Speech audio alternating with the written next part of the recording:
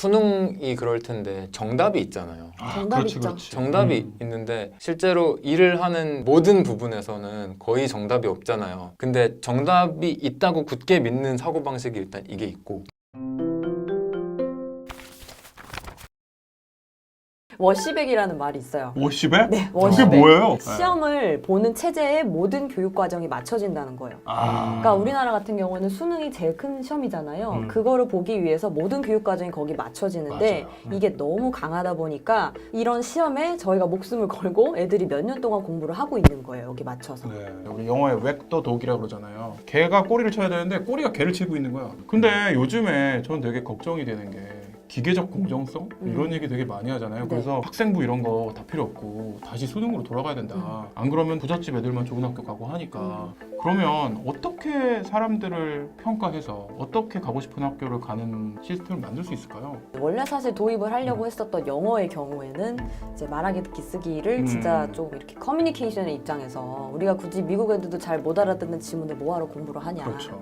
결국에 가야 될 가장 괜찮은 그런 부분은 이 프랑스의 바칼로레아 같은 뭐 시민혁명의 결과에 네. 대해서 논하시고 하나에 대해 딱 하면 A4용지 이렇게 3장을 줄줄 쓰고 막 이거 이야기할 수 있는 그 정도의 사고력을 측정을 하는 게 나와야 되지 않을까라는 생각은 이제 저 개인적으로 하고 있는 생각이고. 근데 프랑스 사람들이 더 우수해요? 저 그걸 잘 모르겠어가지고. 바칼로레아 얘기 되게 많이 하잖아요. 맞아요. 그러면은 프랑스 사람들이 세상에서 제일 훌륭한 사람들이어야 되는데 딱히 그런 느낌은 못 받고 살아서. 프랑스 이제 작년 초에 갔다 왔는데 가서 느낀 게 그 프랑스의 교육은 개인의 초점이 많이 맞춰져 있는 것 같아요. 내가 엘리트의 삶을 가겠다면 엄청나게 빡센 엘리트 코스를 밟는 거고, 이제 거기 유학생들 얘기를 들어보면 여기는 진짜 막 미쳐 돌아간다 싶을 정도로 이제 공부를 빡세게 한다고 하더라고요. 근데 이제 그 사람들은 1%도 안 되는 거죠. 결과적으로 각각의 개인들이 자기 내적 동기에 의해서 살 수 있는 삶에 좀 포커스가 된 교육인 것 같아요. 그래서 이 사람들이 평균적으로 더 뛰어나냐 하면은 그건 아닐 수도 있는데, 그래도 좀 행복도 이런 거는 좀 높겠구나, 뭐 이런 생각은 좀 들었던 것 같고. 결국 수능이 줄 세우기밖에 안 되니까 지금 여기서 좀 탈피를 하려면 서술형이나 이런 쪽으로 예전에 그 뭐라 그러지, 학력고사 시절이라고 얘기하시나요? 왜 저를 보면서 학력고사 얘기를 하시나요? 전 네, 모르지만 학력고사 세대가 맞고요. 네네네. 그 얘기에 다시 부활해야 된다 이런 얘기도 나오고 있어요. 네.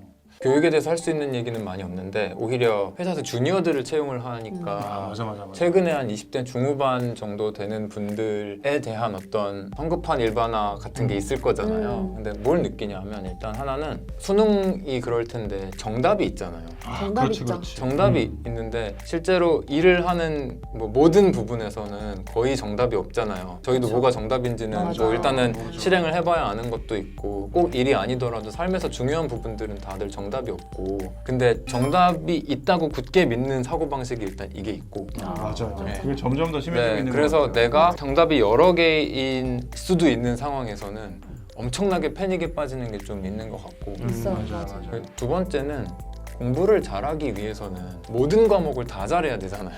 아 맞네. 네, 맞네. 그래 모든 과목을 다 맞아. 잘해야 되는데, 그러니까 대학 때까지만 하더라도 내가 잠 조금 줄이고 조금만 열심히 하면은 모든 과목을 다 잘하고, 그러니까 학점도 관리하고 연애도 하고 친구도 많이 사귀고 술도 마시면서 동아리까지 할 수 있는 이게 가능하더라고요. 근데 능력자시네요. 아니요, 제가 아니라 그 이제 능력자들이 지금- 가능해서 한 거죠. 네. 근데 딱 회사에 와보면 더 이상 업무 시간을 늘려서 모든 걸 다 해낼 수가 있는 게 아니라 뭔가를 포기해야 되는 게 있잖아요. 맞아요. 근데 성적이 높았던 친구들일수록 어떤 걸 하나를 포기해서 다른 거를 선택해야 되는 상황이 있을 때 엄청 힘들어요.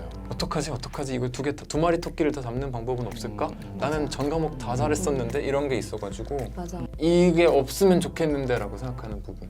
정말 주어진 문제의 정답을 찾으면서 12년을 보낸 사람이 갑자기 광야에 그냥 푹 나오게 맞아요. 돼요. 그렇게 되는 거예요. 그게 이제 지금 2020년대 제일 큰 문제인 것 같아요. 삶의 난이도가 이렇게 되다 갑자기 이렇게 어. 올라가는 느낌이라서 세상이 빨리 변할수록 이 사회가 쫓아가기가 버거워. 네, 그러다 보니까 교육 비용이나 사회화 비용 이런 것들이 약간 필드로 전가가 많이 되는 것 같아요. 기업들이 뭐 교육을 또 그래서. 시켜야 되고, 맞아. 그러면 사회화를 또 시켜야 되고.